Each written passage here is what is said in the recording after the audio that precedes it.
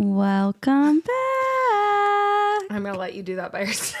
I figured you weren't in a very... Wait, we should have done it in sign language. Oh, yeah. Welcome back. That's for the guy last episode who said that we talk too much on our podcast. Reginald. Can I call you Reggie? Reginald? First of all, your parents don't like you because they named you Reginald. So I don't know if you're projecting, but like, I fear you don't know what a podcast is for. It's, if you're wondering, it's like where two people talk. It's like where you talk for like a long time. Literally. And before you couldn't even watch. So you're freaking blessed. We're giving you all the goods here. Anyway, this is Spencer's Michael Jordan flu game, as someone said. Spencer is ill. She has been ill since like Wednesday night. Yeah, I was gonna say since like 3 hours after she got here. Yeah, I literally have not kept a meal down in 3 days. Yeah, it's been a tough time. So that's why we were like originally planning on like filming a lot, but health first, please. So sorry to you guys. We actually but, did. I rallied to film, and then we, in my incapacity, didn't check the mics before we started filming. We accidentally were recording the audio through from her the laptop, which if you can tell, she's a little far away, so we didn't really. I was like whispering. I'm not like a super loud talker anyway. So. I know. I literally tried to AI it, and it made Caitlin sound like a robot. I am so dead. At first, I was like, "Well, can we get away with it?" I would do it. We decided not. I could be like Karen from a SpongeBob. I have the suds from SpongeBob. That's what I feel like. I am so dead. I definitely have the suds. The suds. So you better watch the whole thing. Spencer deserves this. And like it and comment and subscribe before I literally have been vertical in the past 3 days for probably a total of like 10 hours in 3 days. We're just letting her sleep. I'm surprised she's even here. I told her, I was like, we don't even have to film another thing the whole time you're here. She was insistent. I literally just had to lay down for like 20 minutes and then get ready. It's true. So we're okay, because I'm gonna edit this literally in the pitch black, laying down horizontally. Again. Yeah, it's gonna be great. I love being horizontal. I prefer horizontality. Anyway, so much we had to talk because so much shit happened. I know, and in the episode that we recorded that we didn't get to share with you guys was also so good. So we'll definitely have like a couple of things that we throw in just from that episode or from the things that we talked about, because there's just been so much that's happened all week. So many funny jokes. Literally, we were hilarious. That was so funny. Yes, it's tragic. It's tragic that we lost it. Although, listen, I was laying in bed watching the games during one of my stints laying horizontally, but I was texting Caitlin while she was downstairs. And I was really excited, which, I mean, honestly, I literally don't even have much on this game. So... Oh, damn. Let's do sexy sports, and then I'll tell you what I said to her. We have some highlights for you. Without further ado.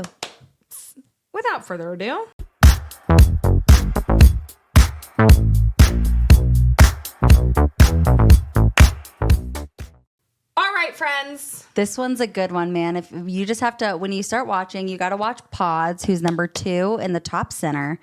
And essentially, there was a deflection. One of the Warriors deflected the ball. His last name is Pajemski. Yes. Oh, yeah. Sorry. His last name is Pajemski. It's Podz and then a bunch of other letters. And so we just call him Pods. Not everyone's devout Warriors fan. Yes, exactly.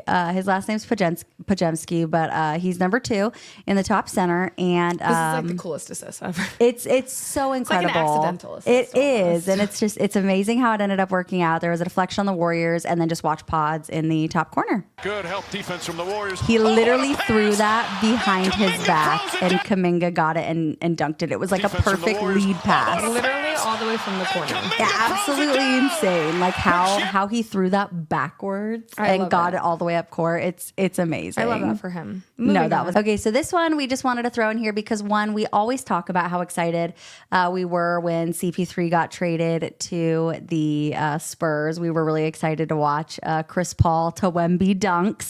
And this is one of them, and it just so happened to be Chris Paul's 12,000th assist, which makes him 3rd all-time in the NBA for assists. He's 91 behind Jason Kidd to be the 2nd. So this is just a really cool little alley-oop to Wemby dunk.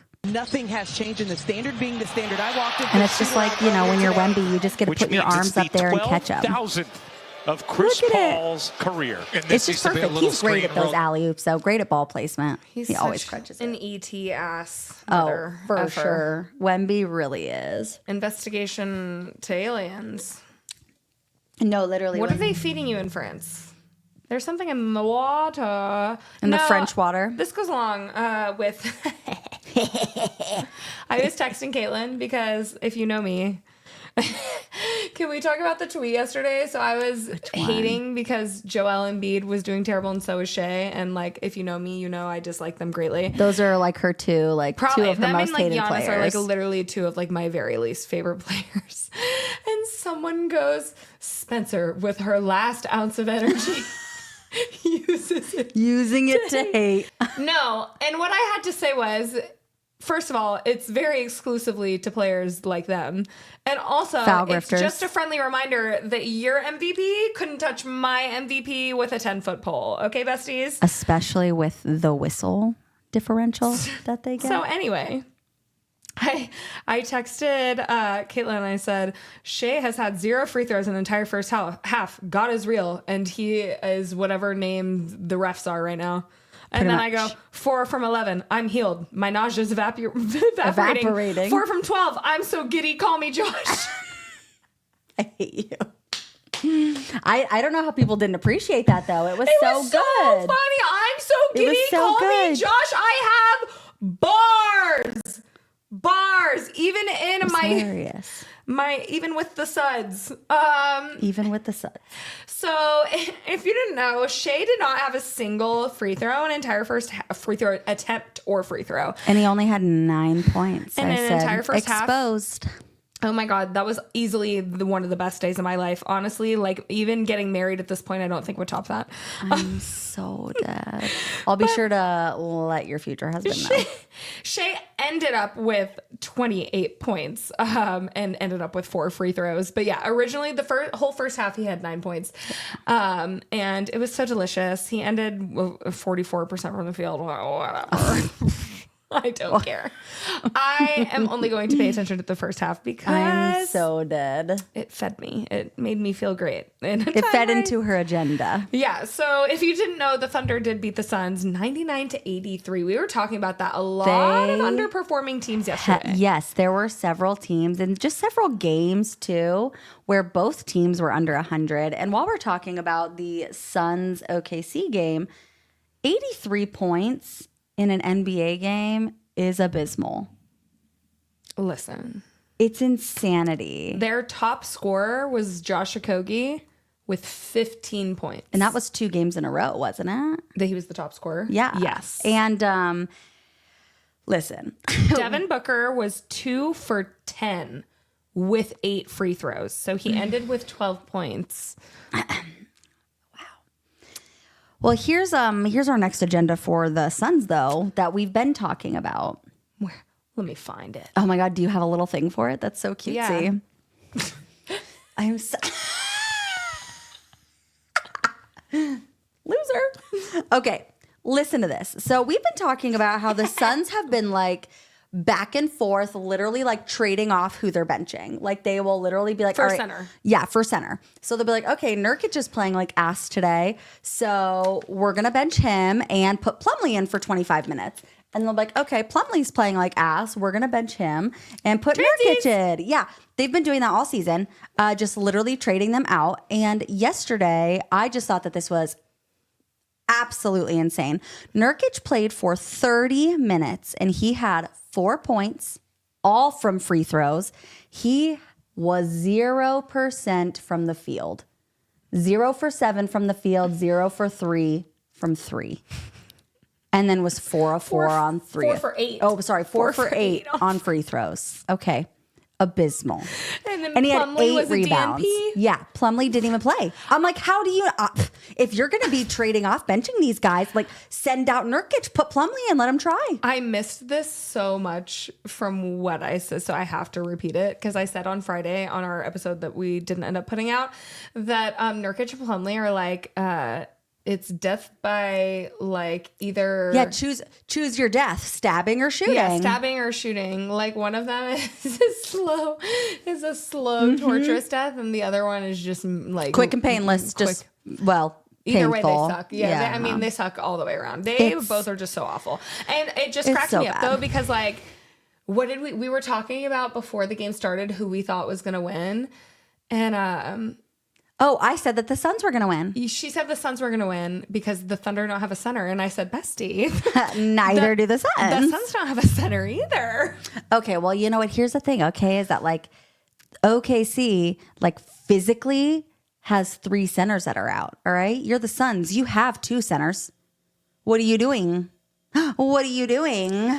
I literally have my next thing is Suns cannot win without KD, which is so embarrassing. I can't believe they didn't even get our episode with KD. I know. We had Slim Reaper up here. Yeah, we had our Slim Reaper hanging out with us. I know. He came all the way down from Phoenix. I'm so sorry. Yeah, sorry that you guys... I'm so dead. Devin Booker, I'm so sorry, bestie. I was so high on you coming into this season, which before I didn't love you, even though you are a cat.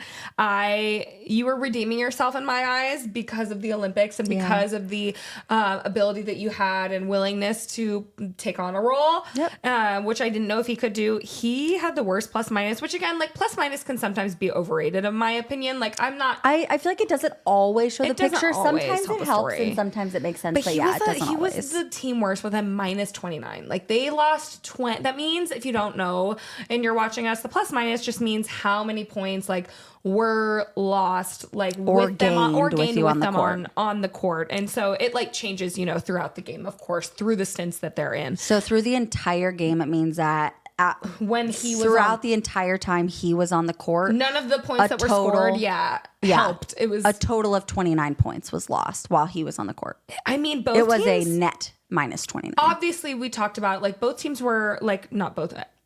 So many teams around the league were so underscoring. The Suns OKC really only ended with what, 99? The Suns shot for 29.3% and the Thunder shot for 39.6%. I didn't know they were only shooting 29% the whole game. That's so icky. Fun fact though, so OKC was 17 for 18 on their free throws. Did you know how many free throw attempts the Suns had? No. 40. How many did they make? 30, but that means that they only scored 50 ethical points. 53, yeah. They had 30 free shots. Well, they had 40 free shots, but they made 30 of them. Can you believe that? I feel I need like the office camera to like zoom in on my face. Yeah. What? Is that them? I wonder what the most free throw attempts are in a game. I'll have to look that up because that's like the most I've seen, I think, in a very long time. Yeah, that was so ass. I dislike the Suns and the Thunder. I mean, partly because I'm a Nuggets fan, to be fair, but also like the Nuggets just hate the Suns in general because of like playoff history. But also, like, I literally just can't stand SGA. Like, I literally think he's a free throw merchant. Can't stand him. Most recent. The most recent would have been the Timberwolves in 2014 against Denver. They had 64 free throw attempts. What? 64. Okay, so either way. Disgusting. That does not happen often. So I didn't have much to say about that game other than, obviously, as I've said, the Suns have a problem. And, I said this is another thing that got missed because I've talked about this in the offseason. Your super three is always super injured, so I literally don't care. Could not care less. Stop freaking telling me that you have KD, Bradley Beal, and Devin Booker. Because you only do like 5 out of 82 games. Because literally, like I think they only played like less than 30 games together as a whole last season. And I just like, how are you going to have success in the playoffs? Well, you can't. I know they still have a great record. You can't even have like... That's fine. But you can't even have like an 82 like successful games or good, well-fought games if you only have like a couple so of if your KD guys. and Beal are continuously out, then they're like... I was like, they'll probably be a good regular season team. They have great offense. We've expressed literally extensively about the center issue. But yeah, I fear if They they're need out, to make they're a- screwed. They're gonna literally be like the 10th seed, or they're gonna be in the play-in if Beal and KD are out Consistently. Yeah, no, they. in my opinion. That's what I was saying. Is I feel like they need to make a center trade, and then maybe add just like one more bench player. Before they can really compete. But again, they've like gridlocked them with this insane their contracts. I know these insane contracts. So we always say this. We're not like super high on like understanding the money and the cap the and who can get business side of traded and things, the MLE and all that bull crap. Okay, like I tried to sit down and explain it to myself for a while last year. I failed an economics class, so I had to drop out of it 3 separate times because I don't understand like money and finance. My mom can tell you for one that I don't understand money or finance. I grew up with my mom around money and finance, and I'm still like, hey, to be fair, my mom might get mad at this, but my parents literally told me because they were talking about how like when they first, they didn't have kids and they first got married. And my mom was like a nurse anesthetist, which if you don't know is like one of the highest paid nursing positions. Go mom, my mom's a baller. She is. But anyway, so they were like making good money like out of college, and my mom said they like literally used to order like steak dinners like twice a week. As they should. And they like, they told me like the number one thing they learned not to do was like drive a brand new car off the lot. They're like, that's like the dumbest thing. So anyway, they've learned over the years. I am working on that. Hey, we're still young. We're having fun. But yeah, so I didn't have too much to say about that because we've just expressed a lot of the same issues, I fear. Yeah, and they're continuing to show up. So obviously they need KD back ASAP, and Devin Booker just needs to kind of get back into that efficiency, and they don't have a center. 100%. So should we talk about another West Coast team that everyone thought were contenders? But they're really pretenders. Yeah, Clippers be looking I don't even rough. I literally do have to say I did not watch their game. I just literally had to share that I know they lost and they've been losing because they're losers. And I said this earlier. So dead. I said this earlier that they were pretenders. They lost by Yeah, I had asked her, I was 21 like, to do we the- think that they're contenders or pretenders? Because they've been fighting. Like, they've been making it really hard for a lot of teams. Like, they don't have like the worst record. I've seen worse, but let's see. They're 6-7. Kawhi Leonard is never going to be healthy, and you can't get rid of him because you paid him too much money, and no one's gonna take up that contract. Yeah. Norman Powell was a -26 yesterday, 3 for 11. Wow. I knew they weren't going to be good because I know ball, okay, and I knew any team with James Harden at the forefront.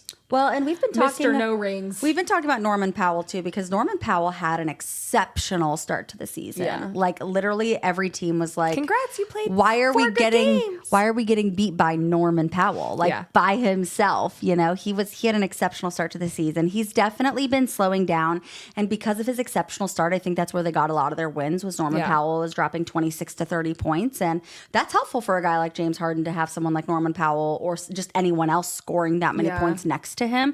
That's huge for the Clippers.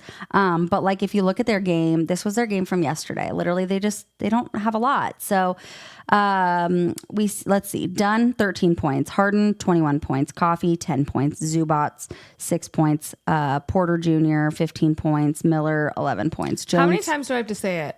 The case study, I'm waiting for someone to collab with me on the case study for Porter Jr.'s in the league. Oh, there's so many. There's so many.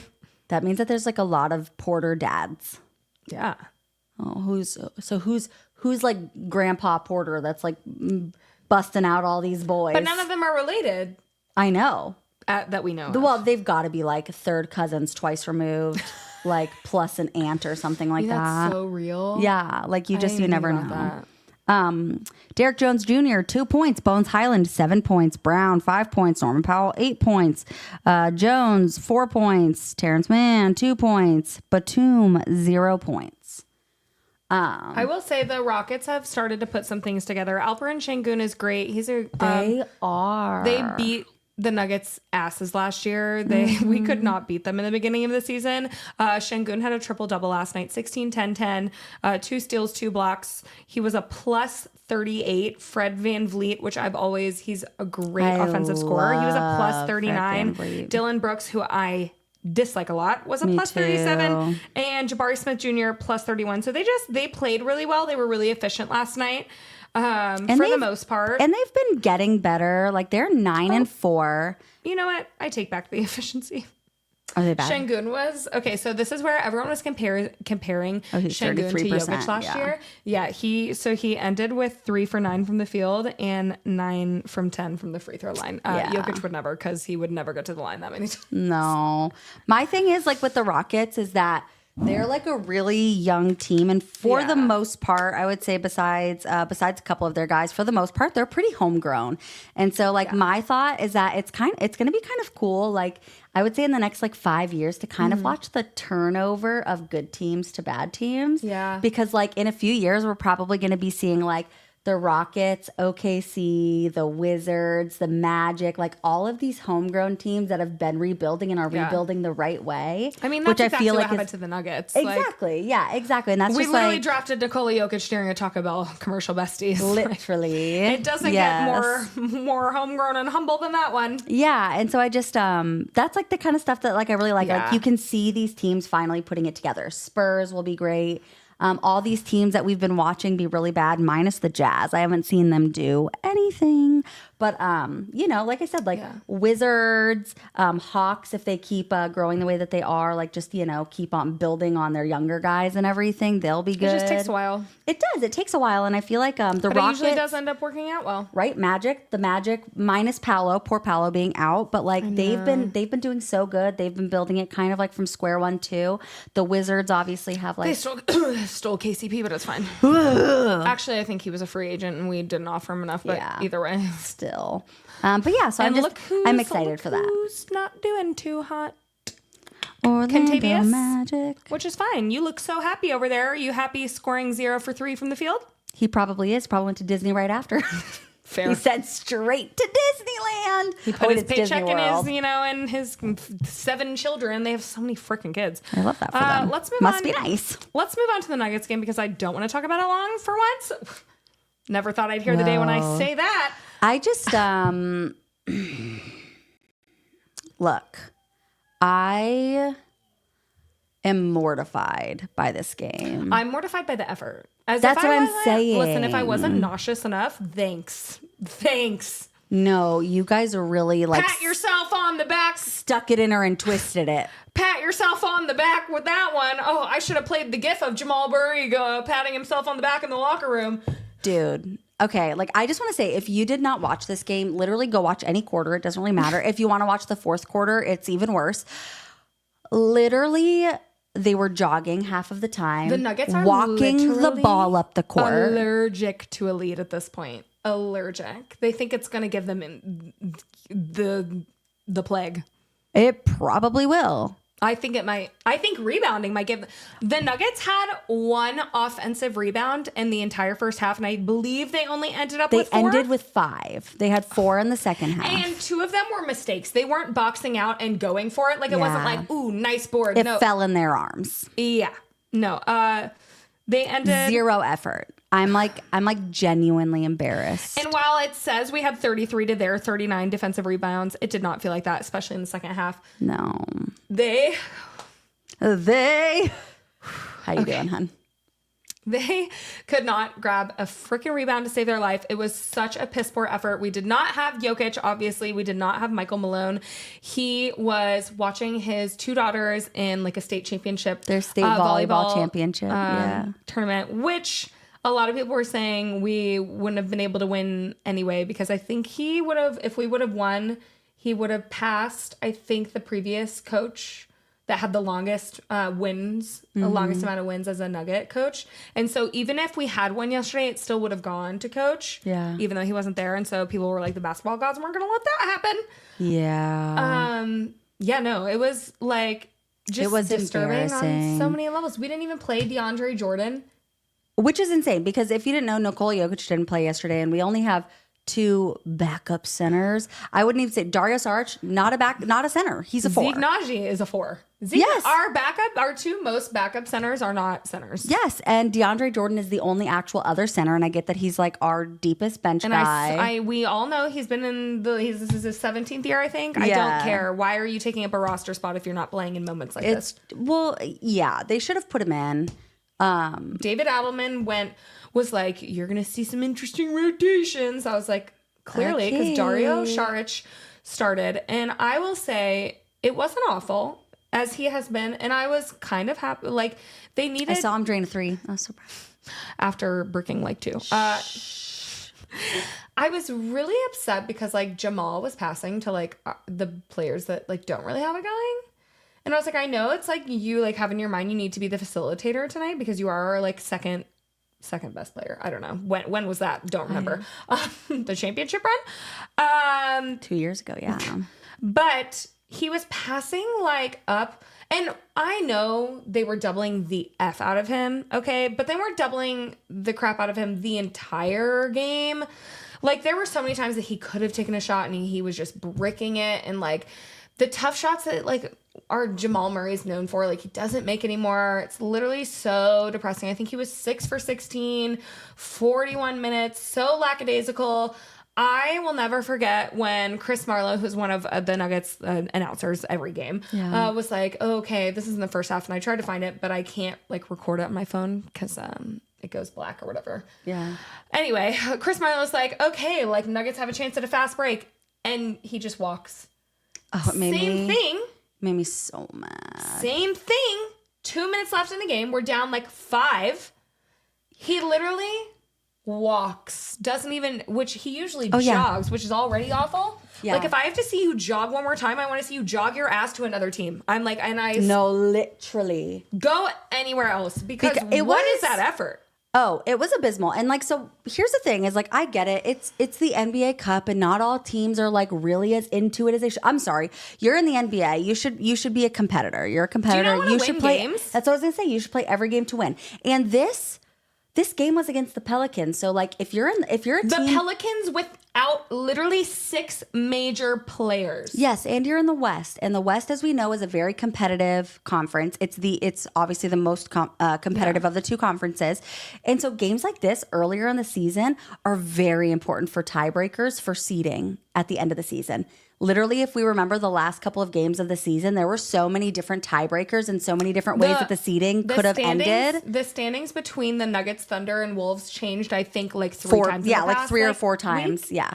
And you'll know, I still say to this day, if the Nuggets had not lost to the Spurs in that like final game, we would have been a totally different seed. We would have been the first seed, which we ended up with the same record as the Thunder, but because we had lost to the Thunder, we didn't have the tiebreaker, which caused us to be in the bracket with the Wolves. And that's what I'm saying. I'm like, these games are really important for like the tiebreakers. I don't care how early it is in the season. No, and it made me really mad because like she was saying, with like 2 minutes left down 5, and they were like walking up the court. Not only did they not score, but the Pelicans came back and they scored again. And so now they were down 7 with about a minute and like 38 seconds left. And again, lazy defense. No rebounding in the past 2 minutes. No attempts at a second point shot. You guys know when like when it's like the last like 20 seconds of a game and like a team is down 10 and you're just like, okay, like this is where it's really over, and they just kind of start to dribble it out. I shit you not. Jamal Murray walked the ball, maybe jogged it up the court. Okay. With 2 minutes to go, he walked. I literally watched. No. Literally watched him walk. Yeah. So this was like the clock is running, bestie. This was like a minute 38 left, and he walks the ball up, and this is like literally the next possession after the one that you're talking about. And again, we're down 7 after they just totally gave up a complete possession, and he walks the ball up, passes the ball. They just start kind of passing the ball around, like. I'm talking like we're just giving up the game with like the chance at a win. You're only down 7.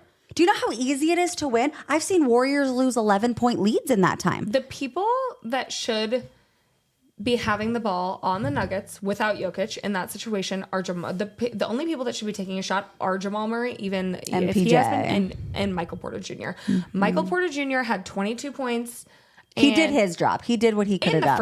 In the first half, yes. And I will say it looked in the second half like he did what he always did, where he's like making every shot and then he disappears.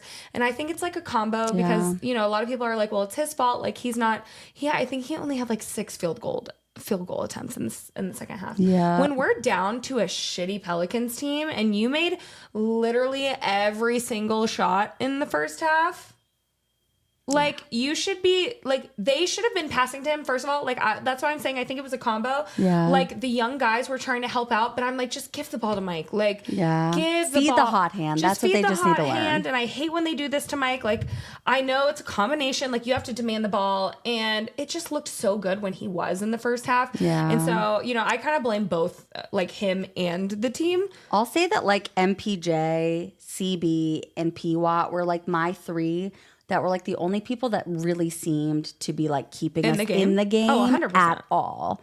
The 3 of them were like the only people that seemed to be putting in any effort. The only people that like were actually doing their job. Like I said, I actually didn't hate this Dario Saric game. He was shooting 44%. He had 8 rebounds, 5 assists and a steal, 9 points. That's what we needed him. We needed him, and that's what everyone's talking about as like we a needed hub. him to do. You know, exactly. And he did a great job at that. And so I would say that like, you know, them starting him and him having as many minutes as he did, I think he did exactly what he needed to do. And then CB, Watt, and MPJ were the only people that... And just giving him some real minutes, like, with this Nuggets team, which is obviously, like, way different from, you know, every team is different. Yes, and absolutely. I did feel bad, like, that, you know, like, 4 games in the season, they're like, you're done, which he looked bad. Yeah. Zeke Naji was...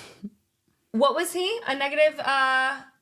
Zeke Naji was a negative 15, minus 15. In how many minutes, Caitlin? 5. 5 and 5 Is that minutes. real life? You know what? You know what sucks is he went onto the court and, you know, I was like, I just want to be a Zeke Naji apologist so bad because, like, I get it. Like, if I... Of course you want to be wrong about your players being bad. Like, so badly. And, like, as a human being and an empath, I'm like... An empath. I want this for you, people my dear. That I'm like, yeah, bestie. Like, I don't want you to suck. Like, I don't want you to go home and know that, like, no one likes you and that everyone thinks you're overpaid, but you are. 5 minutes. Like, it was so bad. So bad. What did he even... He recorded a single steal. He was 0% from the field. He did not have a single rebound, didn't have a single assist, didn't do anything else. So it was really bad. And he was kind of like just there taking up space. Yeah. To be fair, like, Peyton, CB, and Julian in the like past several games have been making some insane shots that like we knew were like way probably higher percentage that then was gonna like kind of like even out to be. Yeah. So like I was okay with like, of course, like they missed a little more than I would have loved for, obviously, without Nikola Jokic. But I do think Peyton Watson, I'm really disappointed in his playing time. He only got 29 minutes, right? Yes. I don't know why they took him out. He was playing great. I don't know. Again, like we had an He was assistant coach. shooting 50%. He had a steal. He did better than Jamal. He was shooting better than Jamal Murray, and he had more points than Jamal Murray in literally almost half the time. Yeah. Or like 3/4 of the time. He was playing really well against Brandon. Like he makes really good defensive plays sometimes. Like when he's on it, he's on it. Like it's when almost he like, is, yes. Yeah, when he's on top of it. And Brandon Ingram, if you didn't watch the game, was shooting. He's a fantastic player too. He was shooting the freaking lights out. Like it was so. And when you don't have Brandon like Boston Jr., who the hell is that? I'm so dead. Why are we losing? And I told Caitlin this. I knew. Listen, I didn't even come close to like betting on this game, like in literally or figuratively. I'm so dead. Because I know when you don't have Nikola Jokic, you don't have Aaron Gordon, you don't have Michael Malone. This team could do anything. But random. When you come in knowing the Pelicans are down 6 of their players, you don't have Zion, you don't have Herb Jones, you don't have CJ McCollum, you don't have anyone. Lose. Of course they're gonna come in like, oh, like relax, guys. They don't have anybody. It's gonna be an easy one. And then you have and then on the other end, you have the players that are like, this is my moment. Jokic. They don't have Jokic and they don't have Aaron Gordon, two both very physical players. The biggest players, probably. Probably two of our best centering around, like really high rebounders most of the time. Of course, Jokic. And so you have these guys coming in saying, this is my shot to show that I can play in the NBA. I knew it was going to end up like this if they played like they do. And they did. They do this every year. They do this every year. That's my first thought. They do this every year. It's the last dandelion. Listen. 5 offensive. Where's the freaking effort, y'all? That is. It's just disgusting. Walking up and down the court. 5 offensive rebounds. The entire thing to me was disgusting. I maybe understand the first quarter, getting into the groove, realizing you don't have your 15 rebound a game dude out there. Yeah. That's all it should honestly, it should take you about 5 minutes out of the first quarter to realize. Shout out to Dario Saric for being the only one that really put in the effort there. It was just like, there were so many times watching possessions where I was like, anyone? No, literally. You're gonna and like Hunter Tyson was doing pretty well. I don't know, like apparently Michael Porter said earlier in the year that he can't miss. I don't know if they added an apostrophe T onto that, and Hunter Tyson can miss because he was missing a lot. I'm so sorry, bad. Tyson. I love you. Last night was not your night, and I don't know why they kept passing to him on the open corner with MPJ. I was like, Michael, take the shot yourself, please. I'm begging. But then you don't even follow through. You're like, yeah, he's gonna make it, and you run back on defense. At least let one person grab a board, crash the boards, please. Meanwhile, they had 4 guys crashing the boards on each side. It was so Shame. Bring back shame. It was like actually painful to watch. Like to watch your team just like not care. Disgusting. I cannot imagine. Like literally imagine the Nuggets fans in New Orleans that were there like watching. Yeah, if you're coming all this way and you're like, oh my God, this is the like one of the few times a year that I can go, or like and one you're of watching 2 times. your team fucking lollygag up and down the court. You already don't have Jokic coming or AG, which are like 2 of people's like usual like favorite players, you know, of course, like starters. But they felt like flower girls to me. Like when flower girls like walk up and down, like walk up the aisle, just like really slowly, just like kind of doing their own thing. Tell me not though. Like that's the vibes I'm getting. I'm crying. Yeah. No, it literally felt like they didn't realize there were 2 minutes left in the game. I don't think they knew. I don't think they knew they were playing a game. It felt like Jamal like thought that we were up 20 and was like, let's get the clock out of here. I'm so mad. It was very silly. I'm done talking about them. I'm like so mad. 100%. Yeah. I'm like making myself angry talking about it again. 100%. Let's keep on though with the another like frustrating game, and we don't even have much to talk about it. Just towards the end was the referees. Okay, so let's chit chat about this because the Warriors were and have been playing amazing. They are now 10-2. They've been absolutely fantastic. I'm so hype about it. If you know, I am a Warriors fan. I don't even have like notes on this game because I just watched it. But look, they played really well. It's really funny because everyone was like, did you guys see Steph's stats? Okay, ready? Steph had 13 points, 8 rebounds, 5 assists, and 4 steals. People were literally shitting on him because he only had 13 points. Look, how many minutes did he play? Like 25? He played 26 minutes, and he was still shooting 45%. If you actually watched the game, you would know that what he did for his team the entire game was literally use his gravity. If he would drive to the basket. Just say that. Literally. At least I admit when I'm a hater. Well, and period. That's all you gotta do. Like, just be honest about it. Yeah. Seriously. Because, like... So you don't like Steph Curry. Don't know why, but by all means. They're mad that he beats their team. That's fine. So the thing about him is that, like, yes, he scored 13 points, but him scoring 13 points was because he actually wasn't the one taking a lot of shots. Normally, he's the one that will have, like, 25 shots in a game, and he'll have made, like, 13 of them or something crazy like that, you know? But he wasn't shooting a ton because what he did was the Grizzlies, the entire game, were going to double him. And sometimes teams do this like the whole game. Sometimes teams like pick and choose when they want to double him and, you know, whatever. They obviously teams have to game plan because he's Steph Curry. Every time they doubled him, he used his gravity. He was like, I know they're going to double me. I'm literally just going to dribble down and I'm going to have guys open on the outside. Dre got open threes because of it. Pods had open shots. Buddy Hield had open shots. Like, he was just giving guys on his team open shots all night because he was using his gravity. So it was really cool to watch him, like, just do that. Like, he's the guy that's not obsessed with stats. Like, he doesn't need to get 30 points. Listen, bestie, he's got nothing left to prove. Literally, yes. So he doesn't need to get 30 points. He doesn't have to do shit. He wants to help his team win, and that's what he was doing. And so... the whole team did really well. I mean, literally most of the team had almost double figures points. And it was really fun to watch. They're one of the teams with the highest assists in the league. They had 56 rebounds, 33 assists in the game, which is awesome. 6 blocks, tons of steals. They've been a way bigger defensive team this year than in the past.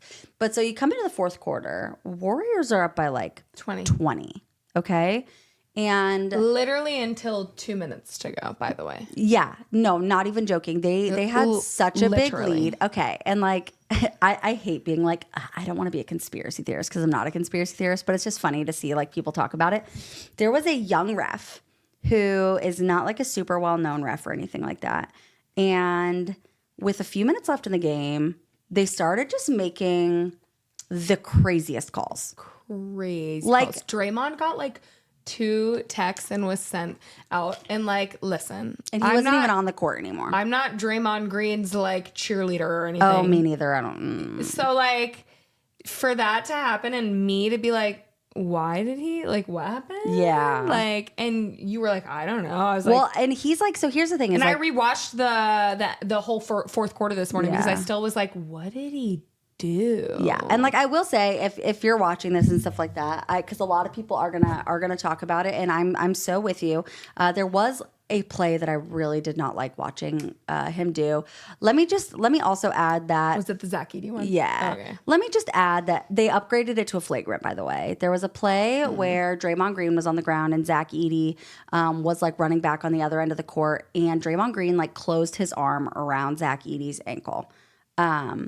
And when you like watch it, like it just kind of looks like it was purposeful. Like the way that he did it, it was because he was like sitting up, and then it was like and then he closed his arm. Yeah. I was like, I don't like that. I hate shit like that. If you're gonna hurt someone, like, just fucking don't. Okay.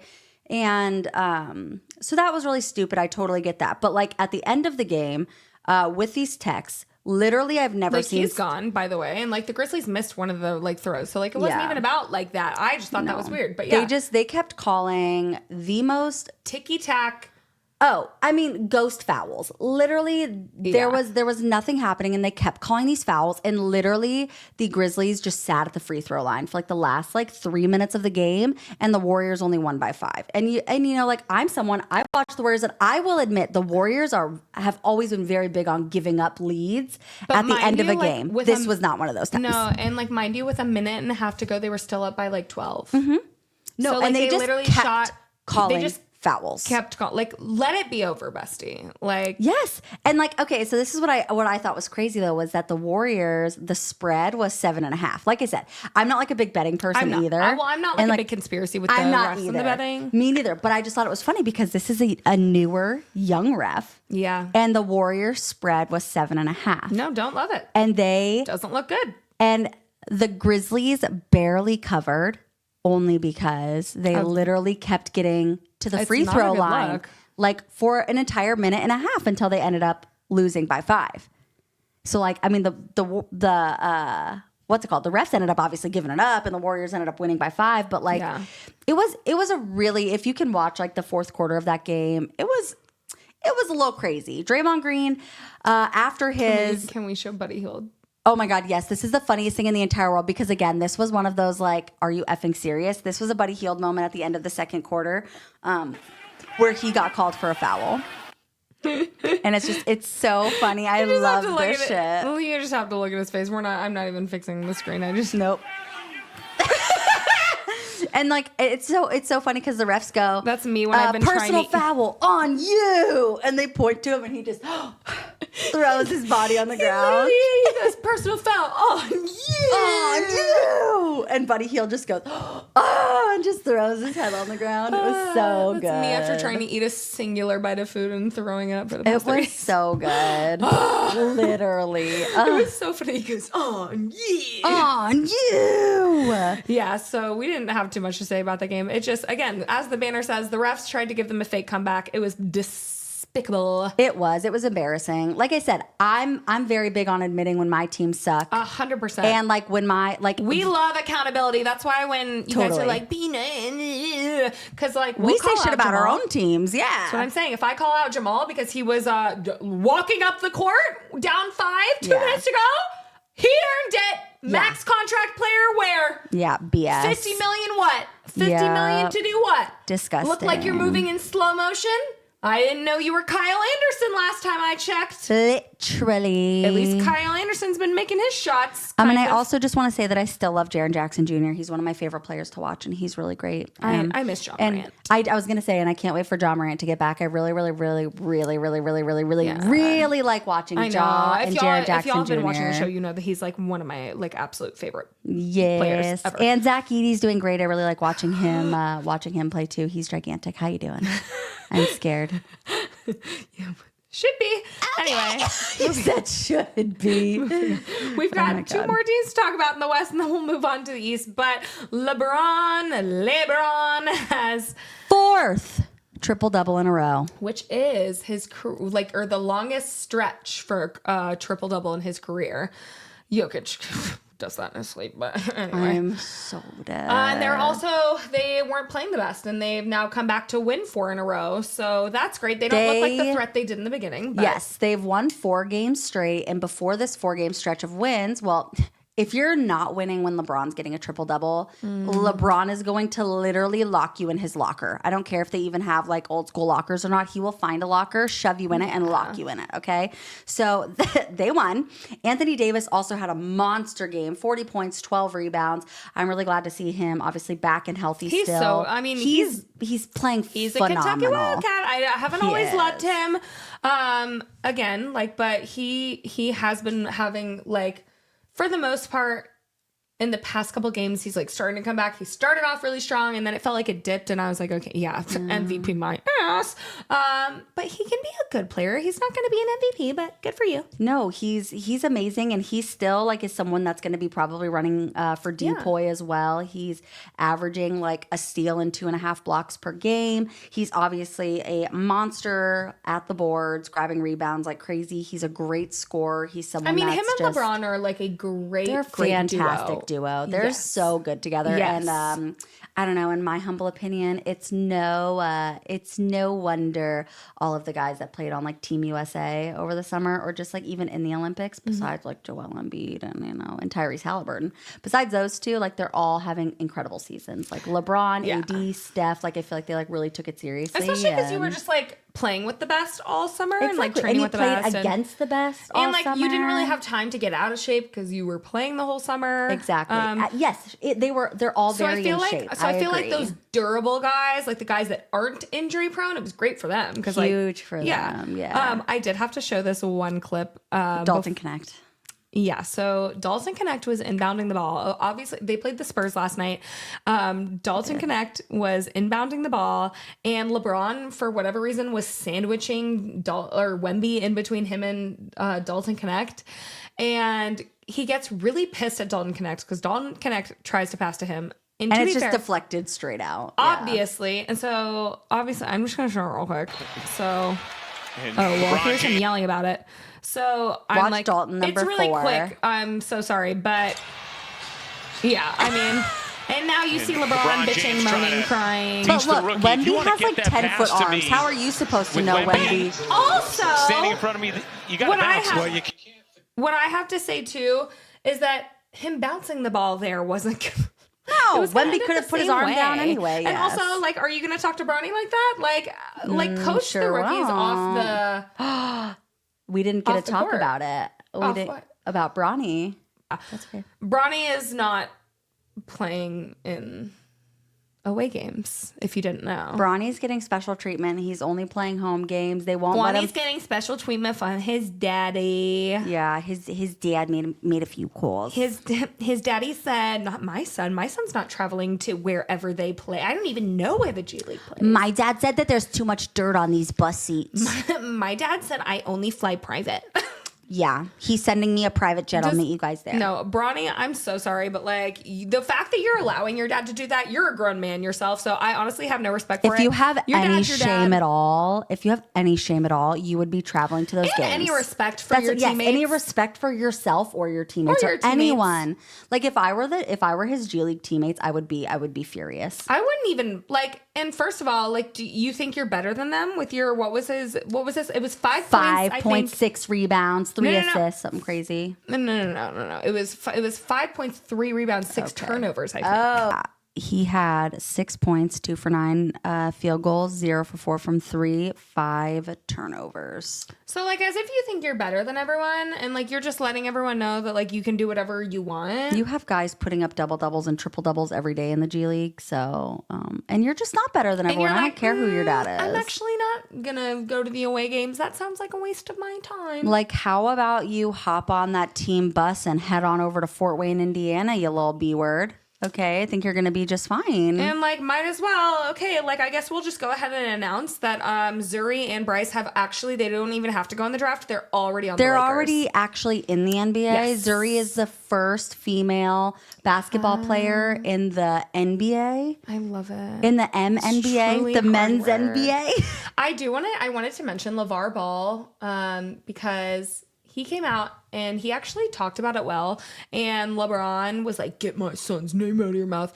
LeVar Ball was like really honest. And he was like, listen, like if you look at all the dads of like, or all the kids of the greats, like they're not usually that great. Like, first of all, you have, of course, an enormous amount of pressure, but you also like your dad to be great during the offseason was working on him and he was working on like that. Like he's not working on your shot, you know, like growing up. And like, he wasn't saying you're an absent father. He was just saying like, you're not training him. Like you're just going to pay someone to train them. Of course. Yes. And so LeVar Ball was like, look, like my sons are great, but like I wasn't all that at football. Like if I had been, it probably would be a different story. But like, and I like fully agree, you know, like you have like most of the sons, of course, from the greatest of all time. Like were any of Michael Jordan's sons in the NBA? I don't even know. Like, so that like makes so much sense to me. Like there's like a ton of sons that their dads like were in the NBA, but they weren't the greatest of all time. Yeah. And so I don't know. I don't know. I think it's insulting to the game. It is. And it's just like, it's doing such a disservice, like to the league. And just like I get it. Like I said, like I love a good emotional sports story. That's great and everything. But like this, just like it's insulting to your, and it's just, it's insulting to your G League teammates. It's so annoying for the guys that actually work their ass off in the G League to try to make it to the league, and this guy just has like a literal handout, and he's playing way worse than them. The people that came from single parents, single moms, single dads, like that didn't have any resources growing up and have to work their ass off, and they're trying their hardest in the G League because they want to make it in the league. It's just, I don't know, disgusting. I hate it, and I don't want to give it any more attention. Me too. Period. But last thing on the West. De'Aaron Fox had a 60-piece McNugget and lost. And OT. I feel so sad about this. So they lost by 4 to the Wolves in overtime. It was a very well fought game on both sides. It was such a good game. De'Aaron Fox, 60 freaking points. I mean, he was going absolutely insane. My guy could not miss. Yes, and it was ruined by the Wolves. Yeah. I said the Kings ruining that for him and not letting him or not helping Sabonis, him win. Another double. Keegan Murray a double. Yeah. It was insane. They've both been averaging a double. Keegan Murray and DeMontis Sabonis. Yeah, and then you have Ant Edwards who comes in 14 for 27.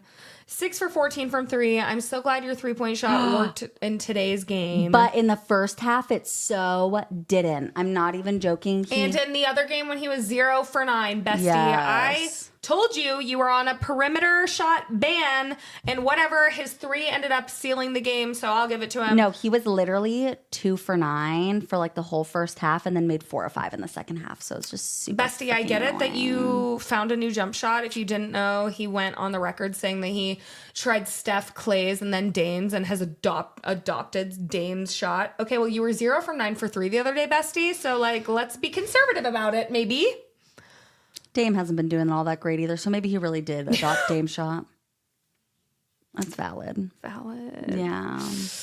Yeah. It's just, I don't know. I just think it sucks for De'Aaron Fox. I think that the Kings are still playing really well. I still feel like the Kings are going to be are going to be one of the top 8 teams. I mean, literally, the Wolves got 2 back-to-back in OT, shots that just kind of it was, Yeah, it sealed it for them, which really sucks. So, yeah, I don't know. Oh my God. And before we move on from this, just because it's so random, I know, I'm going to go back to the Lakers-Spurs game because the other day Wemby had 50 points. He did. And my guy is going crazy on the blocks. He's had several games with 7 blocks, 9 blocks, and everything like that. So if we go over our agenda later, there's going to be a giant green arrow next to his name. Homeboy's going crazy, and I love that for the Spurs team. The Spurs deserve to have someone like that. I agree.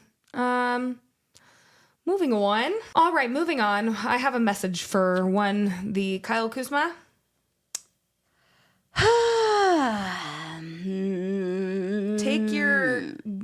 Again, you ain't got to go home, but you got to get the fuck up off the Wizards. Pack it up. Go ahead and get gone. Call up that chick and see if she's home. Ooh. Oops, I bet you thought that I didn't know. I have no idea what that song is, but... To the left. Oh. Everything I own in the box to the left. Bye. Get up out of here. I don't want him on the West Coast either, bestie. Get up to the G League. Canada, the with Canada your basketball Gumby-ass team. sleeves. Listen, okay, and I'm just going to talk about this because my Wizards are... He's affecting my boy Bilal. He literally, and it's so... It is so beyond frustrating because when he was not playing... Bilal was Bilalling out. It hurt. Zing! Bada bing, bada bing. Spicy.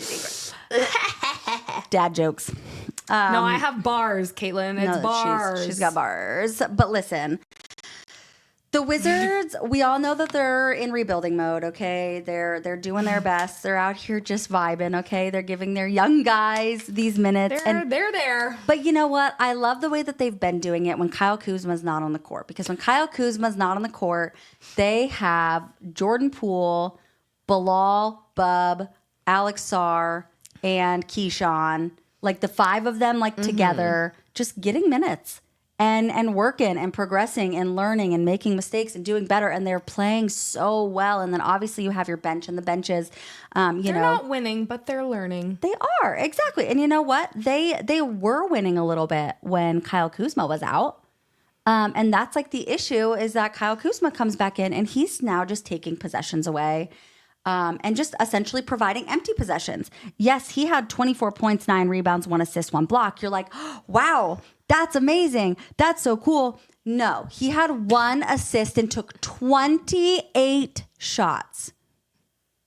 He took 28 shots and he made 11 of them. Put the ball down and walk away slowly. Put the ball down, walk away slowly. Hands up. No, honestly, walk away faster. Jog off the court. Sprint, baby. Usain Bolt. Yeah. Bye. See you later. Because it is baffling to me that you are on the court with guys like Bilal Coulibaly who have been going insane and who have been progressing so much, absolutely incredible. And you are just literally empty possessioning it, chucking up threes, doing whatever the hell you want while the rest of your team just stands around and doesn't get to do anything.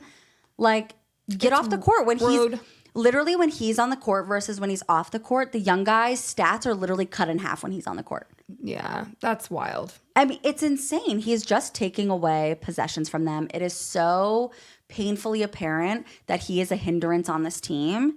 And it's absolutely asinine to me. I mean, literally in this game, Bub Carrington had 7 points, 5 rebounds, 9 assists, and a steal. And first of all, when Bub Carrington has 9 assists and is out here playing team ball, playing super well, and you're out here with 1 assist just throwing up hero balls and missing 90% of them, out of here. Get out. That's insane to me. Bilal Coulibaly almost had a double-double, 9 points, 9 rebounds, 5 assists, 2 steals. Farewell. Alvida say I do to you and you and you.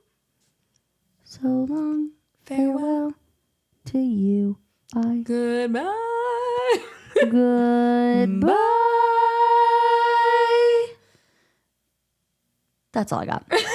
I was like, I'm not even going to I was attempt going to say to hit I could try to hit that high note, It's but not I gonna wasn't be- ready for it. Keyshawn George, 13 points, 5 rebounds, 4 assists. Alex Sarr, love of my life, number 2 pick in the NBA draft. 20 points, 7 rebounds, 2 assists, 4 steals, 3 blocks. The only plus on the team. My guy crushed it. Jordan Poole, 22 points, 5 rebounds, 5 assists, 2 steals. Also had a great game. He was decently efficient. I just, Kyle Kuzma's the only like X factor on this team for me now. I like it's so bad. You're a terrorist. A literal basketball terrorist. He is awful and he needs to get off the team. But they played the Atlanta Hawks on the other end. And Dyson Daniels is the opposite of a basketball terrorist. He is a basketball god. He's balling. He's incredible. He's, what's his name? I can't do it there. Why? He's not balling, but he is balling. I'm so dead. He had 25 points, 4 I'll be here all rebounds, 3 night. assists, 6 steals. Laying Laying down, sleeping. Let's just talk about the fact that he has had, these are just his steals. 4 steals, 7 steals, 6 steals, 6 steals, 6 steals. Okay, sticky hands. This man, and like, Okay, Cookie Monster. these are just like his like, Okay, pickpocket. period. Oliver Twist. Is that you? Ryan Rollins. What are you doing? Ryan Rollins got kicked off the Wizards for stealing from Target. Okay, sorry. Anyway, That's funny. sorry. Anyway, I was like, I don't know who that is, but I'll roll with it. no, yeah, he got kicked off the Wizards for stealing from Target. Anyway, As one does that makes millions of dollars. he was on like a 2-way contract. He's still making way more money than I am. Apparently, he's hurting from the pocket. But Dyson Daniels, not only does he have all of those insane steals, my guy has been like he just sits there and is an absolute terrorist on defense. Like he is so hard to just like play basketball around because he is such a pest. Like he is the kind of guy that like can play defense like an inch away from you without fouling you. Yeah. And he will be all up on you. You cannot do anything. Like the steals don't even like account for how many deflections that he has. Like he'll sit there and he'll just deflect the ball into space before someone else grabs it. I don't know either. I feel like it is like somewhere, but but like not like a cared about enough stat. I agree. I care about it. Yeah, I also care about it because it's impressive and like he's all over the place. And not only is he obviously going crazy on defense, but he is a scoring menace. And not to mention Trae Young came back last night and he literally was shooting so bad until the end of the game when the Wizards were like trying to come back.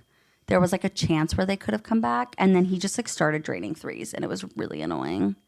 I also don't. I also dislike Trae Young. Me too. I'm like, you were literally like 2 for 12 from 3, and now you just made 3 in a row. The people That's that I annoying. hate, like in the NBA, is usually because I don't like their game, not because they always beat my team. Totally. Like usually, like actually, I don't think like all of them. unethical basketball. Yeah, exactly. Yes, I don't like people that like beg for fouls and. But I wanted to, speaking of like Kyle Kuzma, and you know he's obviously scoring, but like it's kind of ruining everyone around him. I wanted to talk and ask you a question About Giannis? No. Oh. Cat. Right. I was thinking of Giannis's 59 point the other day, but No, that was crazy. I wanted to talk about Cat because he did not play in the Knicks finally win. I mean, they won won. by 2 to be fair. But last night the Knicks won by 2 against the Nets. Shout out, this is for you, Tyler, and I don't want to hear anything else about it. Cam Thomas, you had 43 points, shooting 72.7%. Yay! Anyway. I am so dead.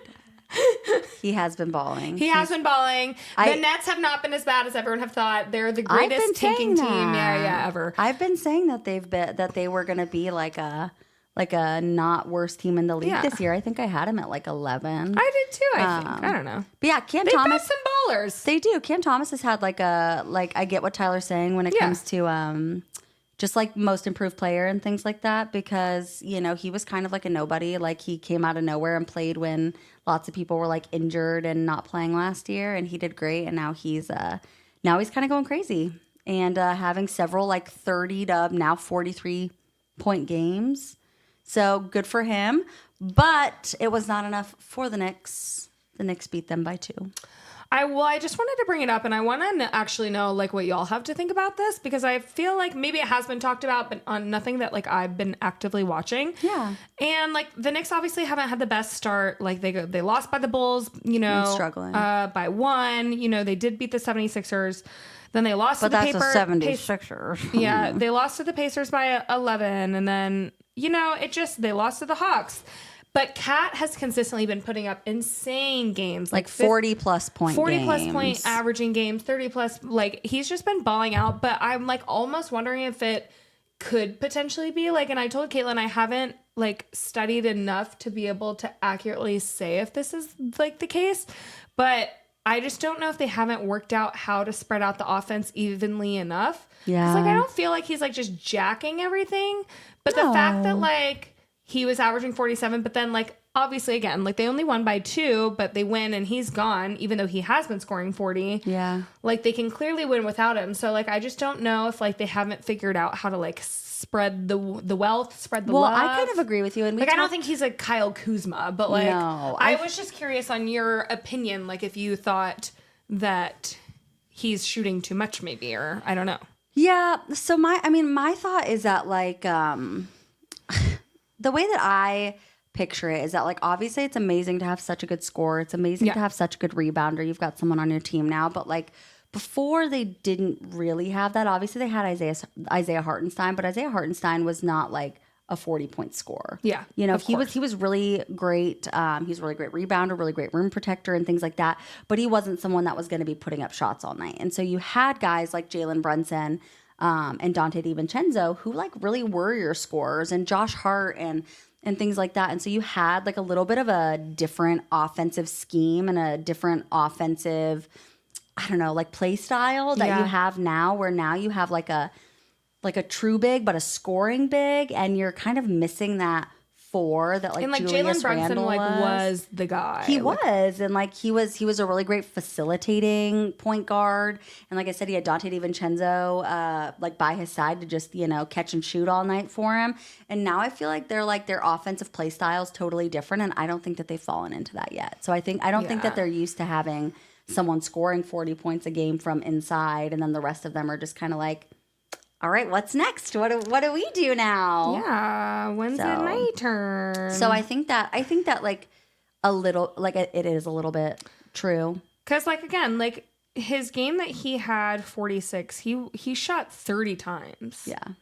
So I'm like, maybe you just need to shoot like a little bit less. And pass the ball. I mean, like, and I'm also wondering, like, of course, because he was that guy, like him and Ant, like I felt like we're kind of like the duo that had to score. And I feel like they have a little more offensiveness because the Wolves were so defensively great that they kind of only like needed those like 2 guys to go off. And like, of course, like they had like, I'm not saying that no one else was scoring, but I'm just saying like, I don't know. I think that maybe the Knicks have like a little more scoring talent, especially now. Like, I think they need to figure out how their offense works together. I think involved. You're right. But I was like, do they have too many offensive pieces? I don't know. It's just like I said. I said that earlier, and everyone made fun of me.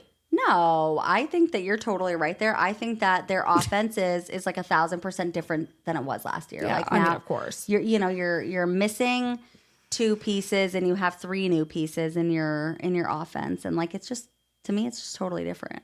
I just I think that they'll be fine. Let's move on to our last little chit chat before we talk about. We just do a little quick update on our agendas. Yes. I wanted to talk before I talk about the person I hate most in the league, Jared McCain. She doesn't hate him most in the league. No. She's talking about the next person that we talk about. Yeah. But Jared McCain's going crazy. Look at me, I'm the 76ers, and I draft all-star guard in the middle of the first round. Must be nice. Fuck you guys. Must be Literally, nice. Jared McCain. He's going crazy. Going crazy. And I love it. And then he's so dancing much. about it after. That's what I was going to say. I love it so much because like he's literally like doing YouTube videos about playing with Bronny and LeBron James, and he's like dancing on TikTok, and Imagine then he's literally going to dunk on you. He drops 20 on you, and then he's going. Yeah, oh yeah. I would be so pissed off if I were someone like getting posterized by him or just like getting shot. Myself. Yes, literally. And you know what? The duality of this man. I think it's incredible. It's hilarious. It is. It's honestly so funny. comedy. And he's climbing his way up in the Rookie of the Year talk. We have to talk about it. He yesterday 29 points, 4 assists. The day before, 34 points, 10 assists, 6 3-points made. The game before, 23 points. The game before that, 27 points. Yep. Then 18. He had 2 games that were like a 5 and a 3, but then 19, 12. And these were the beginning, obviously. So he, in the past few games, He's going off. I wish I had found it. He made a play that was so Steph Curry-esque. Yesterday, he tossed the ball. It was so He was running inside the good. paint. He tossed the ball to someone on the corner. Yeah, in the wing. And then he went out on the perimeter. He cut back out and got the ball and then drained a 3. I was like, it was beautiful. so Jared McCain, keep doing you. And I love your dances. But you do, it's hilarious, honestly. Like I said, comedy. the duality, it's like perfect because it's like Gen Z's coming into the NBA now. It's incredible. Yeah. It's amazing. Moving on. I'm so dead. Listen. Embiid is the worst. So let's talk about the fact he's played 2 out of 12 games, 2 out of 13 games. Yeah, whatever it is. And both games have just been absolute trash. And he spent half the game at the free or half His those games at first the free throw game, line. he was 2 for 11, 1 for 5 from the 3, and 8 for 8 on free throws. Mm-hmm. His game yesterday. Oh, he was out on the back-to-back, of course, because he had to manage that knee.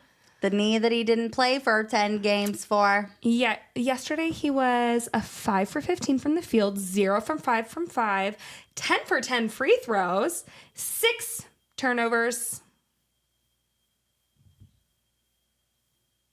L's up for this guy. I'm not even putting the L's down. I'm keeping the L up. You suck, and I don't like you, and you're a flopper. Oh my God, wait. I hope you go back if you didn't watch our last episode, and watch my impression of him because it was beautiful acting work. Thank you. I'm an actress. No, I'm finding it for you right now because you are going to cry. You are going to love it. Joel Embiid flop. This guy is a king flopper, okay?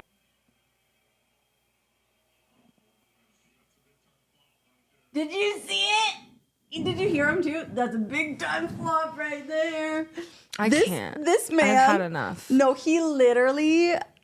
It's just so embarrassing at this point. Okay, so ew, it's so loud. Stop yelling at me. So he runs into someone on the side, and then he moves a little bit, and then he literally just Timber. just weeble wobbles all the way down. I'm yelling timber. You better move. You better dance. It's just like Jared McCain in the background. Let's make a night. You won't remember. I'll be the one. I will forget. Yeah. You suck, and you're not an MVP. You never were, never will be. Woo! You were once, and you didn't deserve it. Six Spencer's not holding back, baby. No, because we have to wrap this up before I literally go throw up again. Anyway. Great. Moving on to our agenda tracker. Did you change your MVP, you douchebag? You cheater! Cheater! I'm trying to figure. Oh, why isn't it having a? There we go. Oh, She's a cheater, pumpkin eater. Listen, I'm not a cheater. I said, and I quote, if I believed that they would give Nikola Jokic the fourth. I'm about to pass out. Okay. If I believed that they would give Nikola Jokic the fourth MVP, that he would be my MVP. And now it looks like they have no choice. So, you know what? Up for him. Down for Luka because he's playing like booty butt. Yeah. And Luka can't defend. Dalton Connect just really hasn't been getting a ton of minutes. So it's not even that he's bad. I just think honestly Jared McCain's in the running, and Buck Carrington's doing great. Just people that are getting more minutes. Russell, it's not that he's not playing bad. He's just, I don't think he's playing to the level that a sixth man of the year is going to get. No. I'm not saying that he couldn't, because there have been a few games. No.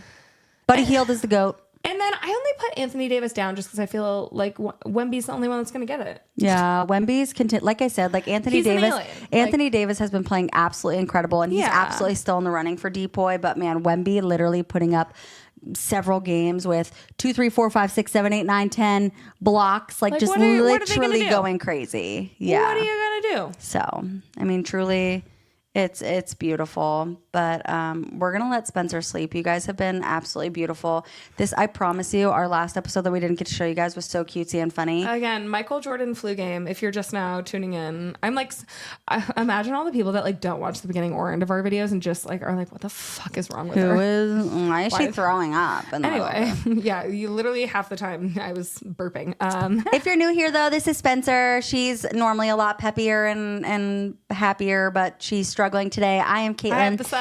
We are U Sports. We talk about the NBA and some NFL as well. If you would we're like, in the thick of NBA season, we are in the besties, thick of and NBA. Y'all are eating it up. Yeah. So sorry. So we're taking it. But you can follow us on all of our social media below. If you have not already, like, comment, subscribe on this video. We would love to have you. We love to talk to you on every platform. Yes, if you guys comment on here, we love to talk back to you guys. Yeah, you would know how ill I was if you followed me on Twitter. So. Exactly. And when we comment on here, we will either comment from U Sports, Caitlin, or Spencer's what's it called, profiles Usually and everything like that. I'm commenting from U Sports because I am far too lazy to change back to the other account. Yes, but either way, we do like to respond to you guys. Literally, the only comments we don't respond to are mean ones. So we love to have Keep it to yourself. We love to have sports discourse. We love to hear what you guys think. Just be nice about it. Yes, just be kind about it. We love if you disagree with us, but like do it in a kind way, because I disagree with people. Totally. And I love to like sports debate and hear other people's opinions. Learn. If you ever think that there's something we missed or that you want to tell us about, like, we love to learn. Yeah, like, we had a so if you ever have any fun facts too, like, we love that shit. We had a super nice guy the other day who commented, and I pinned the comment if you want to see it. He commented about a ton of awesome information just from about the Hawks team, just because we missed it. Like, we have so much that we talk about, and it's easy for us to miss. Yeah, half the time you'll see me in the middle of an episode go, I wanted to talk about that. Let me just say it real quick. Hold on real quick. Yeah, that was me with Wemby a second ago with the 50-point game. Exactly. We had so much to talk about today. Yes. And so, if we miss anything, we love to hear you guys' thoughts about games that happened. Even if we didn't talk about it, we literally try to watch every single game as much as we can. If not, we watch highlights from it. We go back and watch games. We're always reading stats and reading stories. So we love to hear from you guys. We love to talk to you guys about it. Like I said, just be respectful. We love respectful sports discourse. Make sports fun again. It's nothing to be angry about. We are all happy, fun sports lovers. And follow us on all of our socials. We'll talk to you guys there as well. And we will see you guys soon. Okay, bye. I love you. Bye. Hopefully I won't be sick next time we talk, but probably will. Okay, I love that for you. Ah.